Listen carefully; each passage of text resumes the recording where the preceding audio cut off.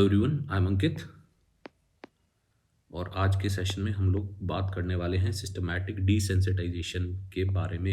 ये हमारा साइकोलॉजी के पेपर 2 में आता है। पेपर 2 के चैप्टर 3 में बिहेवियरल थेरेपीज है, उसमें सबसे इम्पॉर्टेंट है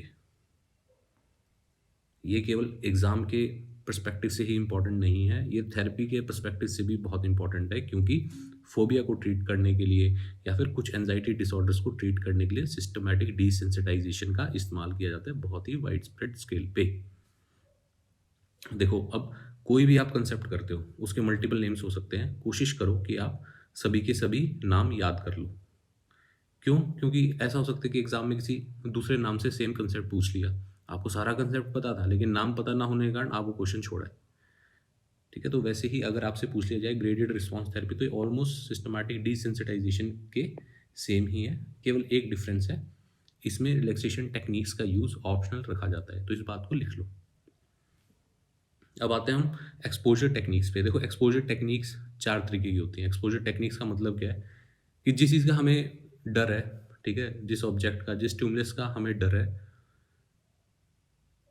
उसके साथ हम खुद का एक्सपोजर करते हैं। ठीक है, अगर मेरे को फ्रॉग का डर है, स्पाइडर का डर है, तो मैं उसको एट द एंड अपने हाथ में पकड़ूंगा। ठीक है, मैंने एक्सपोजर किया है। या फिर हो सकता है कि अब रैटल स्नेक है, रैटल स्नेक या फिर पिट वाइपर है, बहुत वेनमस कोई स्नेक है, उसको तो हाथ में नहीं पकड़ सकते, गले में डाल के नहीं घूमेंगे ना, वो काट भी सकता है। हो सकता है वो कुछ प्रॉक्सिमिटी तक ही लेके आए, हम किसी जार में ही उसे देखें। ठीक है, समझ गए इस बात को? तो एक्सपोजर टेक्निक्स है। अब एक्सपोजर टेक्निक्स में भी 4 टेक्निक्स हैं। एक तो हम लोग पढ़ने वाले हैं सिस्टमैटिक डिसेंसिटाइजेशन। सेकंड है फ्लडिंग। फ्लडिंग में पता है क्या होगा? फ्लडिंग में जिस भी स्टिमुलस का डर है उसको एक ही दम आपके हाथ पे प्लेस कर दिया जाएगा। ठीक है, ऐसा नहीं है कि धीरे धीरे लेके आएंगे, पहले 10 मीटर पे, फिर 5 मीटर पे, फिर 2 मीटर पे, फिर 1 पे, ऐसे नहीं होगा। ठीक है, ग्रेजुअल एक्सपोजर ना होकर एक ही दम आपको जिस भी ऑब्जेक्ट का फियर है उसे एक्सपोज कर दिया जाएगा। अब क्या होगा उससे? या तो डर बचेगा या फिर इंसान बचेगा। ठीक है, मेरे कहने का मतलब है कि ट्रॉमा भी हो सकता है, ट्रॉमा का रिस्क रहता है, टाइम कम लगेगा, रिजल्ट भी मिल सकता है हमें, लेकिन ट्रॉमा का रिस्क रहता है। एक होती है इम्प्लोसिव थेरेपी, उसमें हम लोग एक्चुअल एक्सपोजर कुछ नहीं करते, इमेजिनेशन में करते हैं कि भाई ठीक है, स्पाइडर का डर है, स्पाइडर पहले दूर थी, फिर और पास आ गई, फिर वो मेरे हाथ में आ गई। क्लियर है बात? इसको एक बार लिख देता हूँ मैं, इम्प्लोसिव और सिस्टमैटिक डिसेंसिटाइजेशन, और फोर्थ होगी हमारी ERP, exposure and response prevention. ये OCD में यूज होती है। कोई एनजाइटी प्रोवोकिंग थॉट आता है, ठीक है, फिर हम बहुत ही ज़्यादा एंशियस हो जाते हैं, फिर हम किसी कंपल्सिव बिहेवियर में इन्वॉल्व होते हैं, तो उस कंपल्सिव बिहेवियर को हम प्रिवेंट करते हैं। ठीक है, OCD में यूज होता है। तो मिलते जुलते से कंसेप्ट है। ठीक है, कोर इनका एक ही है कि एक्सपोजर, और इसमें सबसे सोफेस्टिकेटेड आप लगा लो कि सिस्टमैटिक डिसेंसिटाइजेशन है। आप देखोगे कि क्यों है ये। अच्छा, अब हम आगे बढ़ते हैं, उससे पहले एक बार फोबिया समझ लेते हैं कैसे होता है। हम किसी सिचुएशन में गए, वहाँ के कंसिक्वेंसेस हमारे लिए कुछ नेगेटिव थे। ठीक है, हमने हमारे उन एक्सपीरियंसेस को किसी ऑब्जेक्ट के साथ एसोसिएट कर लिया, फिर दोबारा हमारा उस स्टिमुलस से ऑब्जेक्ट से एक्सपोजर हुआ तो हमने उसको अवॉइड कर दिया। ठीक है, हमें एनजाइटी जो हो रही थी वो रिड्यूस होगी अवॉइड करने से, जिससे हमारा वो भागने वाला रिस्पॉन्स रिइंफोर्स हो गया और धीरे धीरे वो हमारा फोबिया में कन्वर्ट हो जाता है। ठीक है, मान लो एक ये ऑब्जेक्ट है कोई, ठीक है, आप इसको एक डिफ़िकल्ट सिचुएशन से, डी से डिफ़िकल्ट, डिफ़िकल्ट सिचुएशन में आप इससे मिलते हो, इन दोनों का शेड कर देते हो, तो जो डिफ़िकल्टी आपने इसके साथ जोड़ दी है, आप इसको इसी नज़र से देखते हो, जब इसको नेक्स्ट टाइम मिलोगे तो आप इसको अवॉइड करोगे। अवॉइड करोगे तो आपकी एंजाइटी रिड्यूस हो जाएगी, एंजाइटी रिड्यूस होगी तो हमारा भागने वाला बिहेवियर इन्फोर्स हो जाएगा। तो इस तरीके से हमारा फोबिया डेवलप हो जाता है, हमारे अंदर किसी भी चीज़ का डर बैठ जाता है। अब जब हम ये समझ गए कि फोबिया कैसे डेवलप हो रहा है, अब एक्सपोजर थेरेपी से हम इसी फिनोमेना को तोड़ने की कोशिश कर रहे हैं। अब आप समझोगे कैसे तोड़ेंगे। Most famous behavioural technique used in the treatment of phobia and other anxiety related issues, ये मैं आपको बता चुका, ठीक है। जोसेफ वॉल्फ ने इसको 1950s में किया, क्यों? क्योंकि उनका कुछ एक्सपीरियंस था पीटीएसडी के पेशेंट्स के साथ सेकेंड वर्ल्ड वॉर के। फिर उन्होंने क्या किया कि रिलैक्सेशन टेक्निक हम देंगे, आप देखोगे कि रिलैक्सेशन टेक्निक का यूज़ करेंगे। उसकी जगह वो कैट्स को एक एंजाइटी प्रोवोकिंग सिचुएशन में खाना देता था, ठीक है। एक डिस्ट्रैक्शन का मैकेनिज्म लगा लो आप, ठीक है, या एक काउंटर अप्रोच थी एंजाइटी के ना, कि भाई खाना, हंगर इंपॉर्टेंट है तो उनका खाने की तरफ ध्यान जा सकता था। मान लो उनको किसी ऑब्जेक्ट की, फर के ऑब्जेक्ट से डर है, उस टाइम पे उनको खाना दे दिया, तो इस तरीके के एक्सपेरिमेंट किए तो उनको वहाँ से पॉजिटिव बातें मिली।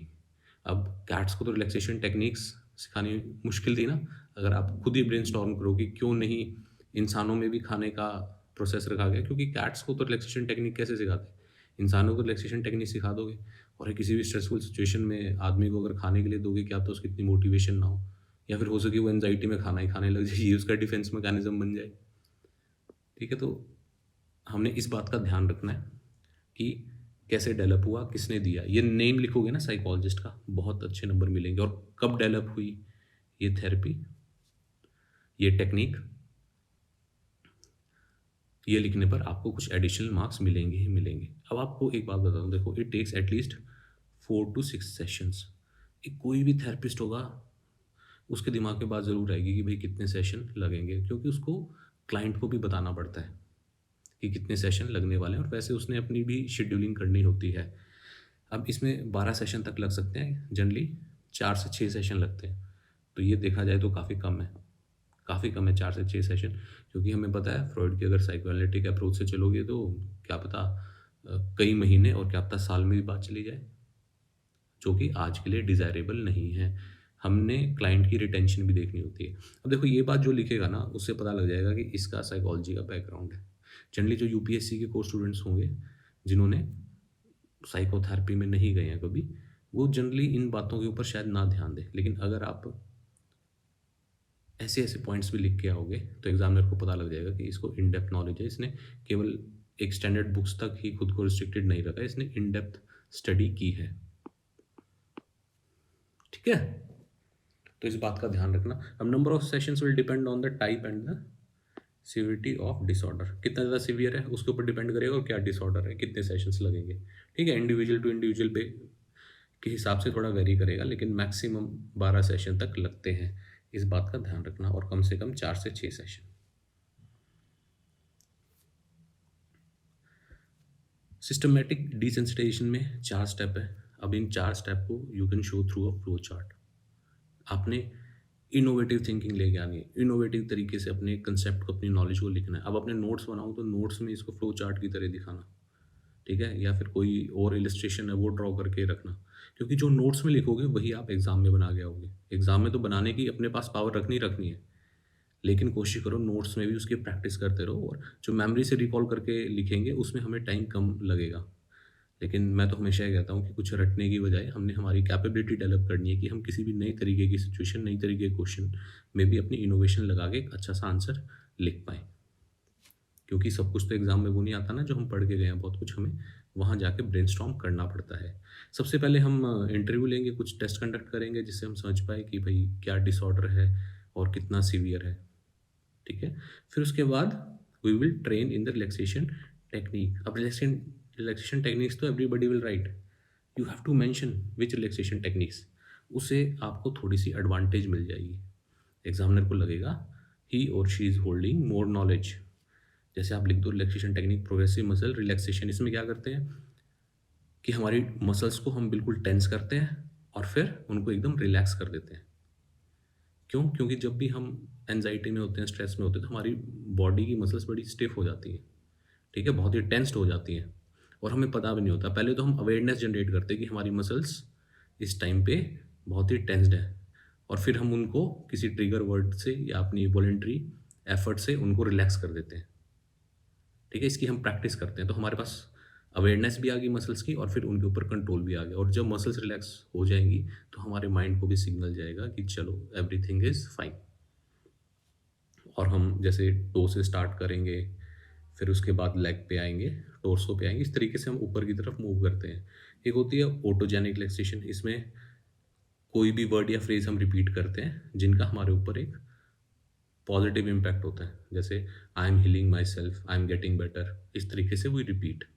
विजुअलाइजेशन में हम इमेजिन कर लेते हैं कि भाई हम कोई अच्छी जगह पे गए हैं, जो भी हमें पसंद है, जैसे मुझे सपोज बीच पसंद है तो मैं इमेजिन कर रहा हूँ बीच पे घूम रहा हूँ, बहुत ठंडी ठंडी हवा मेरे फेस पे लग रही है, अपनी सभी सेंसेस को यूज़ करूँगा मैं।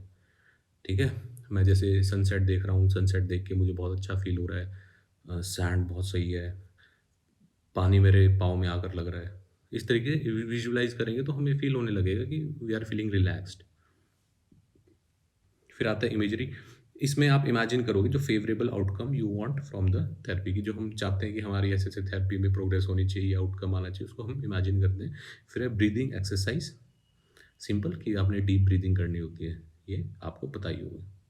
तो इस तरीके से मैं आपको ये कहना चाहता हूँ कि यहाँ तक तो हर कोई लिखेगा, इस लेवल तक। आपने कोशिश करना है यहाँ तक जाओ, थोड़ा-सा ऊपर चला जाओ। केवल अपनी परफॉर्मेंस के बेसिस पे नहीं, अपनी नॉलेज के बेसिस के ऊपर भी मैं अपनी सिलेक्शन एंश्योर कर सकूँ। ठीक है? कुछ हम हमारी परफॉर्मेंस जो होगी एग्ज़ाम में उसके बेसिस पे आगे जाएँगे और कुछ हमारी जो नॉलेज बेस बना हुआ है उसकी हेल्प से। Construction of stimulus hierarchies from low to high anxiety provoking stimulus. Third step में हम लोग तैयार करेंगे, सबसे ज़्यादा एंग्जायटी हमें किस सिचुएशन में होगी उसको सबसे लास्ट में लेके आएँगे, और जिस सिचुएशन को लेके सबसे कम एंग्जायटी होती है, देखकर सबसे कम डर लगता है, उससे हम शुरू करेंगे। ठीक है? इस तरीके से हायरार्की बना लेंगे। इस हायरार्की को समझने के लिए एक बार आगे चलते हैं। देखो अब इसमें क्या है, इसमें ये पेज पे मकड़ी बना रखी है। ठीक है? इसको पहले बहुत ही दूर रखा है, फिर उसको हाथ में पकड़ा दिया है, फिर एक स्ट्रिंग से एक नकली मकड़ी को लटकाया गया है, फिर उसने अपने हैंड में होल्ड किया है, फिर इस लड़की के हाथ में भी उस नकली स्पाइडर को रख दिया है। फिर एक जार में रियल स्पाइडर है, फिर उसने अपने हाथ में रखा, फिर लड़की के हाथ पे रखा। ठीक है? तो ये है ग्रेजुअल एक्सपोज़र, एक हायरार्की कि भई इसमें सबसे कम है, उसमें आपने वैसे ही किया। फिर ज़्यादा करते-करते सबसे ज़्यादा एंग्ज़ायटी प्रोवोकिंग सिचुएशन में हम चले गए, एक के बाद एक के बाद एक। अगर यहाँ पे फ्लडिंग होती तो सीधा ही स्पाइडर को इसके हाथ पे रख दिया जाता। ठीक है? फिर उसके बाद या तो डर रहता या ये लड़की रहती। नेक्स्ट आते हैं ग्रेजुअल एक्सपोज़र पे। अब देखो ये बहुत ही इंपॉर्टेंट वर्ड है, काउंटर कंडीशनिंग। काउंटर कंडीशनिंग या फिर एक और इम्पॉर्टेंट कीवर्ड आता है यहाँ पे, रेसिप्रोकल इन्हिबिशन।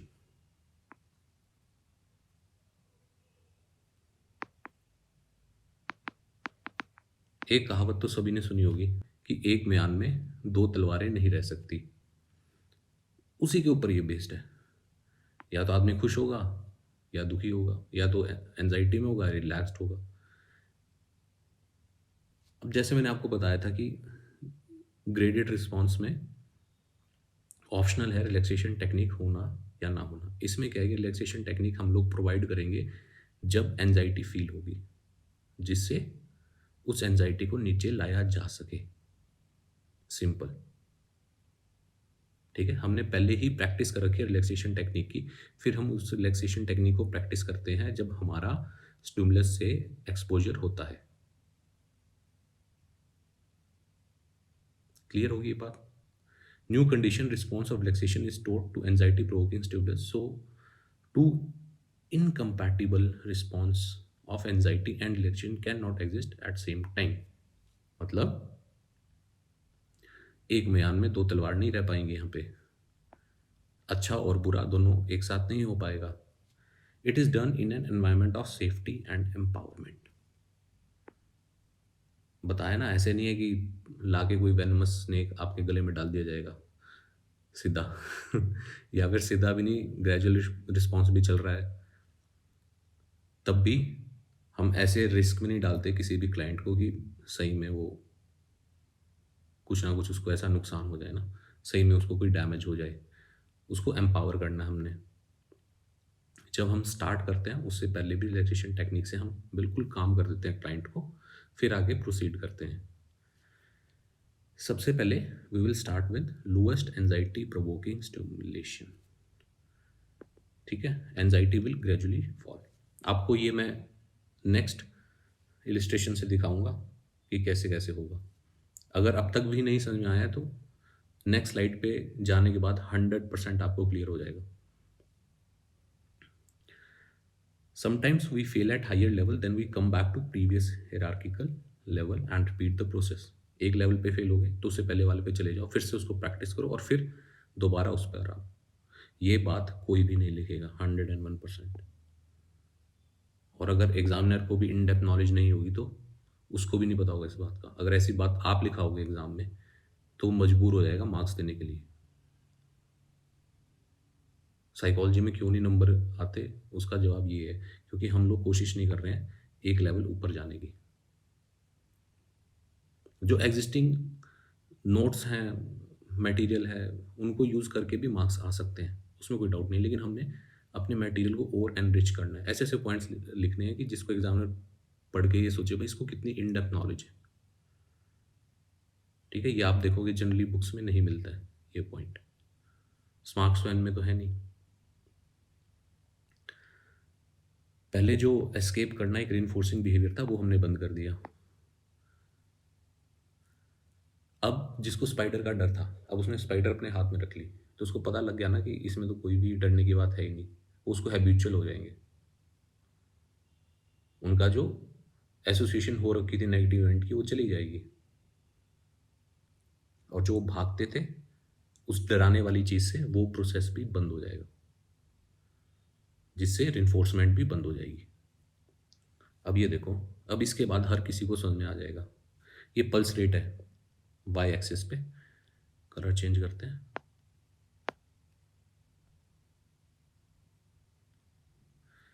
वाई एक्सिस पे हमारे पास पल्स रेट है। जब एंजाइटी होगी तो हमारी पल्स रेट भी इंक्रीज होगी, और टाइम के साथ एक्स एक्सिस है। पहले इस लड़की को स्पाइडर एक पेपर पे दिखाएगी ड्रॉ करके थोड़ी दूरी से। देखो, जिनको फोबिया होता है ना वो पेपर पे भी स्पाइडर देख के दूरी पे भी उनको थोड़ी सी पल्स रेट इंक्रीज हो जाती है। यही फोबिया होता है। ऐसा नहीं है कि हर किसी को डर, वही सांप हाथ में पकड़ लिया फिर तो हर किसी को डर लगेगा। सांप हमारे पाँव पे काट रहा है तो डर हर किसी को लगेगा। लेकिन जिनको फोबिया होता है उनको इस लेवल का होता है कि उनको पेपर पे स्पाइडर देख के भी हार्ट बीट बढ़ जाती है।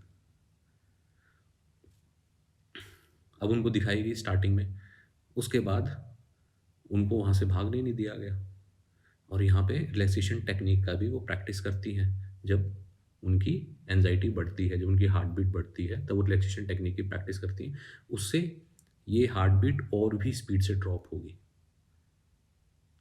अगर रिलैक्सेशन टेक्निक नहीं करते तब क्या होता, तब भी ड्रॉप होती। लेकिन रिलैक्सेशन टेक्निक हमें एक एडिशनल वेपन दे देती है प्रॉब्लम से डील करने का। और यही तो सिस्टमैटिक डिसेंसिटाइजेशन की एडवांसमेंट है कि इसमें हमने रिलैक्सेशन टेक्निक को भी ऐड कर दिया है। और कभी कभी ऐसा होगा कि रिलैक्सेशन टेक्निक से भी काम नहीं चलेगा, तो बहुत ही बुरे केस में हमने मेडिसिन का भी यूज़ करना है काम डाउन करने के लिए। ठीक है, कर सकते हैं, अवॉइड करना है, लेकिन मेडिसिन का भी इस्तेमाल करना पड़ सकता है। अब ये बात भी कोई नहीं बताएगा। तो ऐसी ऐसी एडिशनल इन्फॉर्मेशन आपने अपने कंटेंट में लिखनी है, नोट्स में लिखनी है। और एग्ज़ाम में जब ये आप जनरेट करोगे तो एग्जामिनर बहुत इंप्रेस हो जाएगा। और हम कोशिश करेंगे इसी तरीके से एनरिच्ड कंटेंट बनाएं और इन डेप्थ टॉपिक्स को समझें। फिर उसको वही स्पाइडर वाला पेपर हाथ में दे दिया। वही टेक्निक हुई कि यहाँ पर रिलैक्सेशन को प्रैक्टिस किया गया, फिर वो धीरे धीरे कम हो गया। फिर स्पाइडर को एक स्ट्रिंग से अटैच करके, अब आप ये बात देखो कि कई बार मान लो लिजर्ड है आपके पास, लिजर्ड को आप हाथ में पकड़ लो तो सामने वाला कहेगा ना यार क्या ये हाथ में पकड़ रखा है। आप ही कहोगे यार हाथ में पकड़ रखा है, उसको देखकर ही बहुत ज़्यादा अजीब सा महसूस होगा, उसी से उसकी एंजाइटी बढ़ जाएगी। तो देखो, इसने भी इसलिए शुरू में स्पाइडर को स्ट्रिंग से पकड़ा है, हाथ में नहीं पकड़ा है। और ये नकली स्पाइडर है। फिर उसने हाथ में पकड़ा, फिर उस लड़की ने हाथ में पकड़ा, फिर उसके बाद हम लोग एक ओरिजिनल स्पाइडर को जार में रखते हैं, सेफ भी तो रखना है। फिर उसको हाथ में पकड़ा। क्यों हाथ में क्यों पकड़ा? क्योंकि सभी स्पाइडर वेनमस नहीं होती।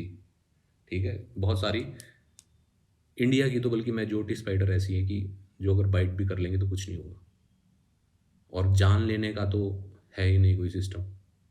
कोई एक दो स्पीसीज होगी तो होगी, नहीं तो जनरली हमारे जो घरों में और आसपास मिलती है तो वो स्पाइडर वो इतनी रिस्की नहीं है। ठीक है, लास्ट की स्टेज में उस स्पाइडर को लड़की के हाथ पर रख दिया जाता है, ठीक है? यहाँ भी वो अपनी रिलैक्सेशन टेक्निक की प्रैक्टिस करेगी, जो उसकी हार्ट बीट तेज़ होगी, धीरे-धीरे वो रिड्यूस हो जाएगी और सिचुएशन से वो बाहर निकल कर भाग नहीं सकती। अगर भागती तो उसका भागने वाला बिहेवियर रिइंफोर्स हो जाता है और उसका फ़ोबिया कभी एंड नहीं होता। अब एक्सपोज़र भी 2 टाइप से होता है। एक तो होता है इन विट्रो और एक होता है इन विवो। विट्रो में बहुत ज़्यादा डर होता है ना, बहुत ही ओवरवेलमिंग फ़ियर होता है, तब हम यूज़ करते हैं क्योंकि हम केवल इमेजिन करेंगे उसको। रियल में आप स्नेक को शायद से नहीं हैंडल कर पाओगे, इसलिए हम केवल इमेजिनेशन में वो एक्सट्रीम फ़ियर है कि भई हम बुक में, टीवी में या आस-पास भी कहीं निकला है तो एकदम उसको देख के बिल्कुल पैनिक ना कर जाएँ। इमेजिनेशन में हम स्नेक को अपने पास आता हुआ या फिर हमारी विसिनिटी में देखेंगे। इन विवो में क्या होगा, इसमें रियल एक्सपोज़र होगा और ये ज़्यादा इफ़ेक्टिव होगा क्योंकि अरे! ये फिर से चेंज करना पड़ेगा, ब्लैक आ गया। ये ज़्यादा इफ़ेक्टिव होगा, क्यों? क्योंकि इन विट्रो में तो फिर भी पता है, इमेजिनेशन में नहीं भी डर लगेगा। इन विवो में तो पता है कि आपके पास ही है वो ऑब्जेक्ट, वो स्टिमुलस जिसका आपको फ़ियर है। वो रियल लाइफ़ सिचुएशन हमने लैब में ही जनरेट कर दिया, हमारे क्लिनिक लैब में ही हम लोग वैसा एक्सपोज़र दे देते हैं क्लाइंट को। If anxiety becomes too overwhelming, then at the point relaxation technique can be started, ठीक है? एंजाइटी बहुत ज़्यादा हो जाती है, उस टाइम पे हम लोग रिलैक्सेशन टेक्निक देते हैं और एंटी एंजाइटी मेडिसिन का भी यूज़ कर सकते हैं अगर एंजाइटी काबू में ना आए। अब आप याद करो, थोड़ी देर पहले ही मैंने ये पॉइंट बताया था, ये वाला। पॉजिटिव फीडबैक तो आप उसके एक राइट बिहेवियर को रिइंफोर्स कर रहे हो और जो भी बिहेवियर हम लोग रिइंफोर्स करेंगे उसके फ्यूचर में होने की पॉसिबिलिटी है। हम किस बिहेवियर को इन्फोर्स करेंगे, जब वो अपने फ़ियर को फेस कर रहे हैं, जिस भी ऑब्जेक्ट का फ़ियर है उसको फेस कर रहे हैं। उसके एक्सपोज़र में वो अब डर नहीं रहे हैं, अब उनकी एंग्ज़ायटी नहीं बढ़ रही है। Some anxiety may remain but it will be manageable. हाँ, ये देखो, ये सबसे समझने की बात है। ये आम लोगों में भी हर साइकोलॉजी के स्टूडेंट की ड्यूटी है कि वो पहुँचाए कि प्रॉब्लम बिल्कुल ज़ीरो नहीं होती। जो लोग नॉर्मल हैं उनमें भी थोड़ी एंग्ज़ायटी होती है। एग्ज़ाम से पहले हर किसी को एंग्ज़ायटी होती है, बिल्कुल नॉर्मल है वो। जब वो एंग्ज़ायटी मैनेज ना हो, तब प्रॉब्लम होती है। इसलिए कुछ एंग्ज़ायटी रहेगी और सेशंस लगते हैं, ड्यूरेशन लगती है, एफर्ट लगते हैं, तब जाके हमें सॉल्यूशन मिलते हैं साइकोलॉजी के थ्रू। अगर मेडिसिन के थ्रू हमने लेना, वो शॉर्ट टर्म में मिलते हैं, लेकिन वो परमानेंट नहीं है साइकोलॉजी की तरह। साइकोलॉजी के थ्रू जब हमने हमारे थॉट्स पे काम कर लिया है, जब हम इंटरनल इंजीनियरिंग कर चुके हैं अपनी, तब जाके हमें रिज़ल्ट मिलता है। वॉल्फ ने कहा है कि cognitive part can not be ignored. आज के टाइम पे आप क्लिनिक में जाना, आप देखोगे सारी थेरेपी कॉग्निटिव अप्रोच के अराउंड चल रही है। बिहेवियरल से हम कुछ चीज़ें बोरो कर रहे हैं, जैसे रिइंफोर्सिंग वाला, सिस्टमैटिक डिसेंसिटाइजेशन, बायोफीडबैक, ठीक है, टोकन इकोनॉमी, ये सब बोरो करते हैं, लेकिन कॉग्निटिव एक बहुत इंपॉर्टेंट पार्ट है और ये बिहेवियरिस्ट जिन्होंने इस टेक्निक को डेवलप किया, वो भी मानते हैं। क्योंकि आप जब तक उसको बताओगे नहीं कि भाई स्पाइडर के काटने से कुछ नहीं होता, हमारे तो वेनमस होती नहीं, क्या पता उनके पास रॉन्ग इन्फॉर्मेशन हो, या उनके कॉग्निटिव बिलीफ सिस्टम ऐसे है कि I can't overcome my fear, ठीक है, it is not possible for me. तो आपको वो उनके बिलीफ सिस्टम पे भी काम करना पड़ेगा ना। इसलिए ये हमेशा कॉम्बिनेशन में यूज़ होते हैं।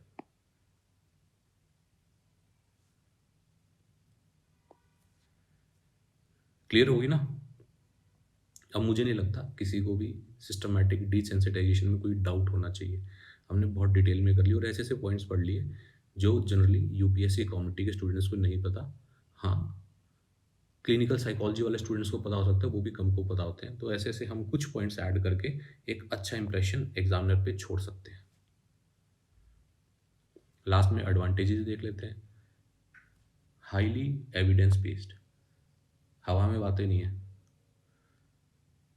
कोई क्रिटिसिज्म नहीं कर सकता कि एविडेंस नहीं, स्टडीज़ हुई हैं और उसमें रिजल्ट्स मिले हैं। लेस ट्रॉमेटिक, जैसा आपको पता है ना, फ्लडिंग में सीधा ही स्पाइडर हाथ पे रख दोगे तो या तो डर रहेगा या इंसान रहेगा।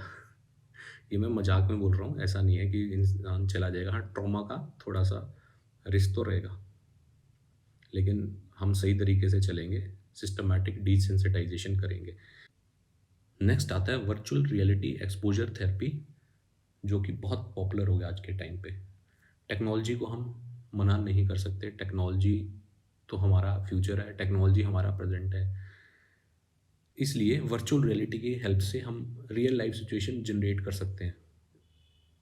आप सभी मॉल में गए होंगे या फिर किसी ऐसी प्ले स्टेशन पे गए होंगे कि जहाँ पे आपके वो गॉगल्स टाइप लगा देते हैं और आपको लगता है कि सब कुछ आपके सामने हो रहे हैं, या फिर आपने वीडियो देखी होगी कि लोग चिल्ला रहे होते हैं और केवल उनके सामने एक वर्चुअल रियलिटी वाली वीडियो चल रही होती है।